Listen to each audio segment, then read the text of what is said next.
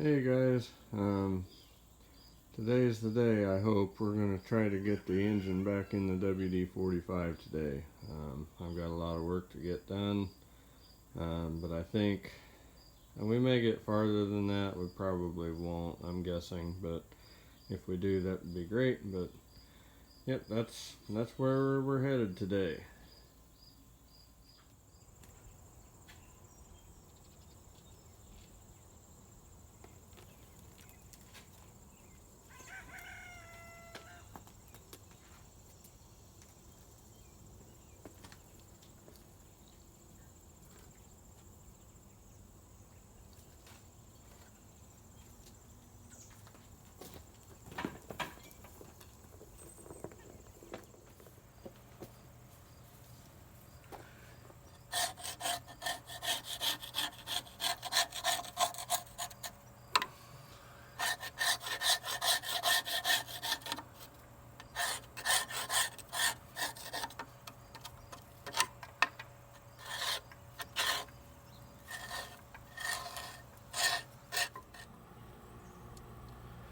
Okay, so I've got the bell housing cleaned out. We're going to replace that input shaft seal. Looking at it, I don't think you can see it well from here, but it does already have a speedy sleeve on it, so that seal has been replaced. I don't think it was actually leaking. I thought it was at one time, but I think it was just oil from the engine getting in here. But while I'm here, I don't want to not replace that, so I've got a new seal and we're gonna get that one out and put the new one in. Okay, there's not a real good way to get in here to get at this seal, so what I'm gonna do, I'm gonna use hopefully just one, but I'm gonna use a deck screw and I'm gonna run it into the side of the seal.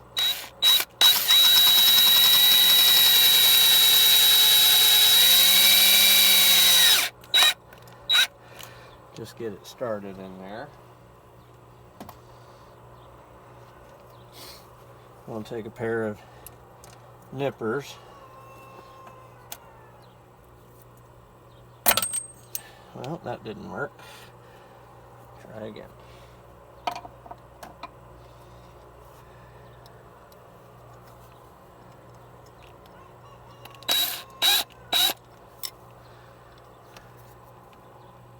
Maybe we'll try two.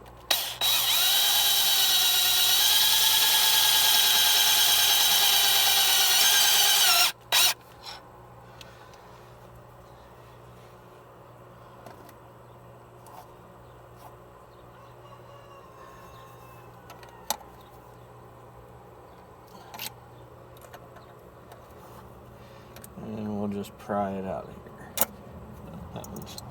That side's not moving, but this side is. So. There we go. There's our old seal. Okay, so I've got our new seal. I'll just work it on there. Try to work it over that speedy sleeve.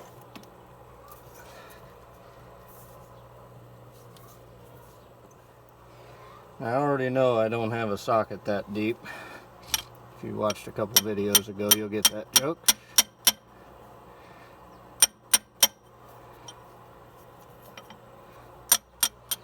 Okay, so our seal is in. The next thing to go in is this tube. That goes over the seal, and then that is what the carrier for our throwout bearing rides on. One thing I want to mention first, though, is that these two bolt holes that hold that in go all the way through into the case, or into the hydraulic compartment. So we need to put some silicone on our bolts. And I'll shoot. Gravity, people, it's the law. Okay.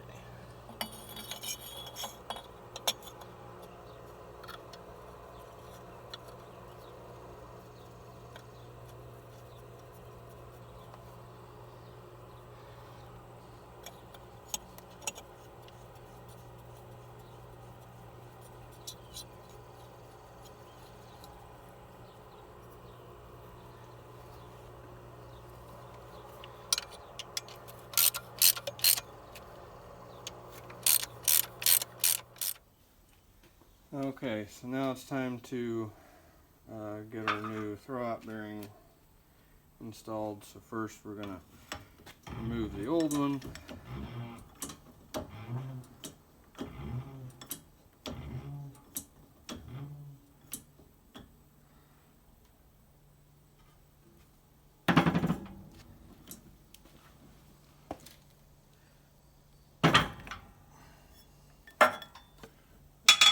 Wasn't too bad.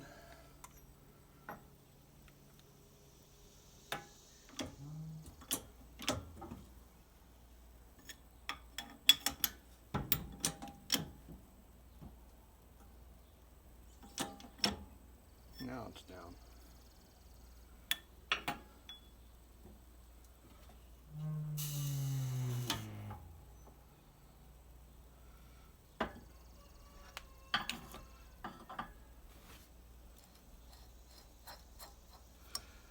There we go. Okay, so the next thing I need to do before the throwout bearing carrier can go back in, I need to re-engage the clutch fork with the shaft. Alice used these big bolts with the tapered ends on them and jam nuts to hold that, to lock that to the shaft. So I'm going to run the jam nut all the way up on there. Come on, start.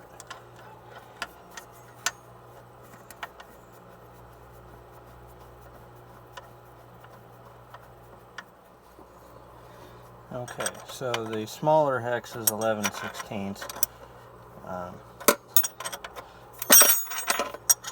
And tighten that up all the way.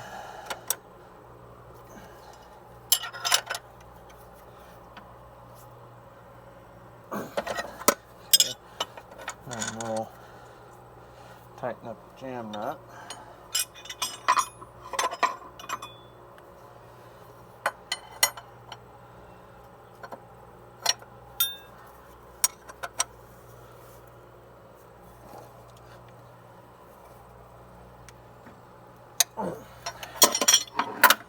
And there we go. Okay, I don't know if you'll be able to see any of this next part or not, but there's a spring that goes in here. There's a bolt all the way in the back that sticks out that has a hole in it. If I can find it. Yep, and that spring hooks into that hole. And then the other end of the spring, I've put some grease inside the carrier. I'll slide our throwout bearing carrier on. The other end of the hook hooks onto the tube, the grease tube, for our throwout bearing carrier.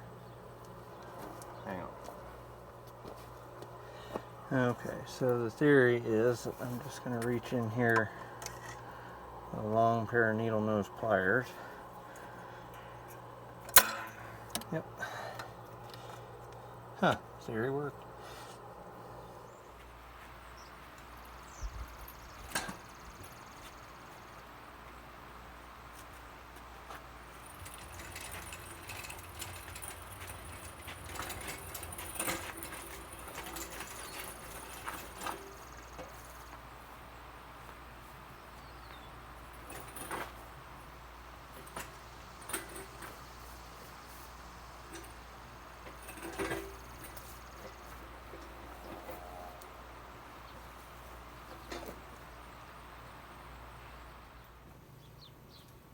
Okay, so we're ready for a flywheel to go on next. I'm looking at it. I think that the bolt pattern is not the same. These two bolts seem to be closer together than these, so I'm pretty sure that the flywheel will only go on one way, which is good because that your timing marks for your ignition timing are on the flywheel, and you need to make sure that they are oriented correctly. So I'm going to put some blue Loctite on my threads.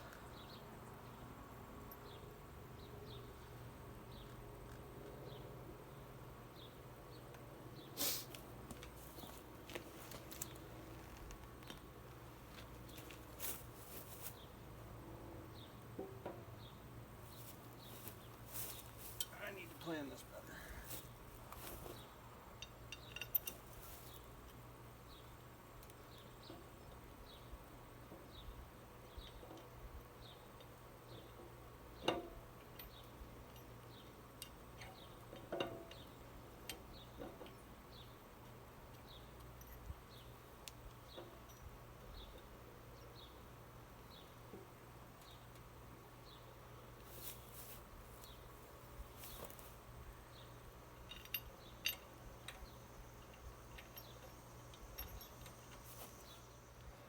Okay, so once you get all your bolts in and run down, we're going to torque these to 50 foot-pounds. My I&T manual does not have that spec in it.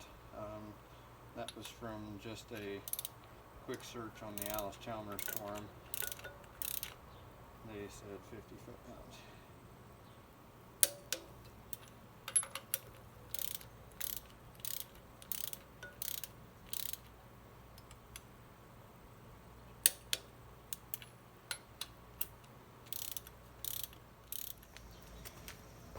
Okay, so I had to take a break for a while, go cool down and get a dry shirt.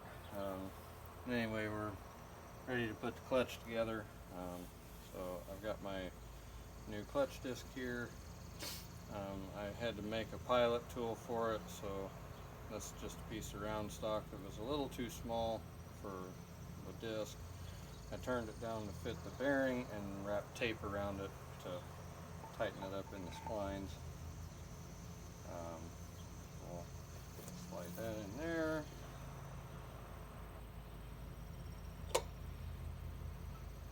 Okay. And then this is my new pressure plate that I bought. It is a 9 spring instead of a 6. And I got new bolts for it as well. It actually had grade 2 bolts in it before, so I went with harder bolts.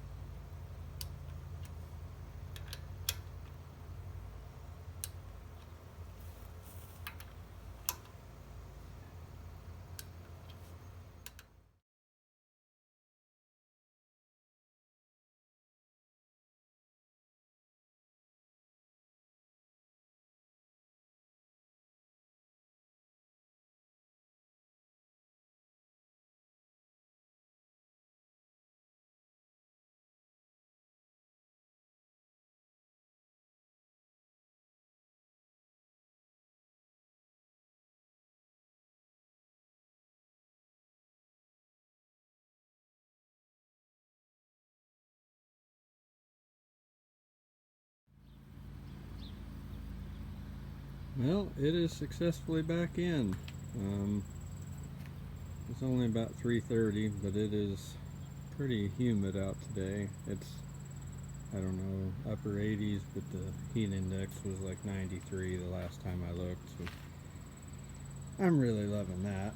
But anyway, I think I'm going to see how much more I can get done today.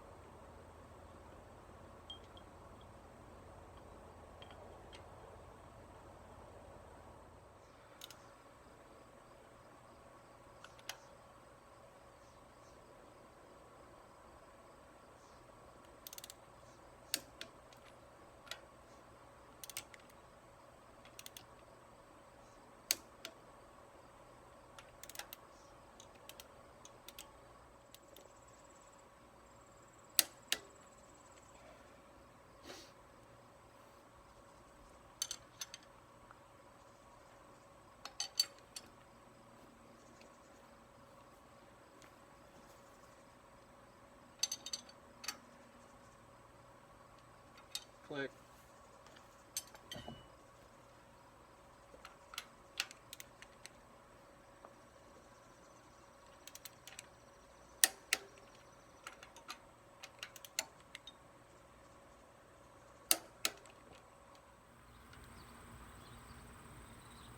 Well guys, I think we had a pretty good day, but we got the engine back in, got the head on, got the oil lines on. I guess I still got to hook that one up. Going to the head. Of course we'll have to retorque the head after we run it. Still got to get the push rods and the rocker arms in and get everything back on the front. This is one of the things I don't really like about the aftermarket power steering setup, because it just kind of makes it a pain that the bracket has to sit on top of that nut, but it has to go under that nut, and I don't know. It works, but I'm not in love with the setup. But anyway, I'm happy it looks a lot closer to back together than it did this morning. So anyway, if you're still here and still watching, thank you very much. Thank you for watching. Hope you all have a good one, and take care.